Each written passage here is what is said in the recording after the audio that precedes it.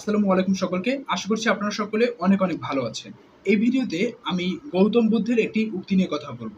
তো চলুন আগে উক্তিটা জেনে নেই। "তুমি মুখ দিয়ে কি বলছো সেটা কোনো বিষয় নয়।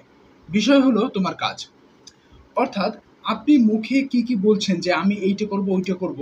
এইটা না করে আপনি কি কাজ করতে পেরেছেন এইটা হচ্ছে আপনার আসল আরকি বিষয়। ধরুন কোনো কাজে মুখে হয়তোবা অনেক কিছু করতে পারে। একজন দেখবেন কি আপনার সামনে অনেকেই এরকম থাকবে যে আপনার আশেপাশে যে মুখে অনেক কিছু করে ফেলছে। দেখা যাবে আ অনেক করছে, আপনাকে শোনাচ্ছে, আপনাকে শোনানোর জন্য।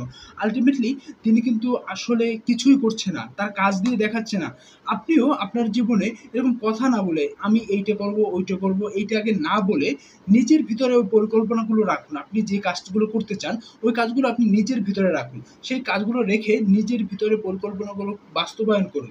বাস্তবায়ন করে যখন একটা কার্য দেখবে অর্থাৎ কার্য কারণ যে পদ্ধতি আছে সেটা হচ্ছে এরিস্টটলের লজিকের বিষয়, ওদিকে যাচ্ছি না। যখন কার্যকারণ পদ্ধতি অর্থাৎ যখন কার্যটা আপনার দেখবে ওর পিছনে অনেকগুলো কারণ থাকবে। তখন হয়তোবা আপনি অ্যাজ এ সাকসেসফুল পারসন হিসেবে কিন্তু ওই কারণগুলো বলতে পারবেন মানুষের সামনে। কিন্তু আগেই যদি আপনি বলেন, "আমি এইটা করছি, ওইটা করছি" কিন্তু আপনার কার্য কিছু থাকছে না, আল্টিমেটলি সেখানে কিন্তু কোনো কিন্তু বলতে পারেন বেনিফিট কিন্তু হচ্ছেন না আপনি। সেক্ষেত্রে আপনি যে কাজ করেন নিজের ভিতরে রাখেন এবং সেই কাজগুলো নিজে করে তারপর মানুষকে দেখান। অর্থাৎ আপনি কথা না বলে কাজের মাধ্যমে আপনার দক্ষতা, আপনার কার্য সবকিছু এটা দেখান। জোরে কথা বলতে পারলেই হয়তোবা একটা মাঠ আপনি দখল করতে পারবেন। কিন্তু ওই মাঠটা কতক্ষণ আপনার কাছে থাকবে ওইটা কিন্তু আসল দেখার বিষয়।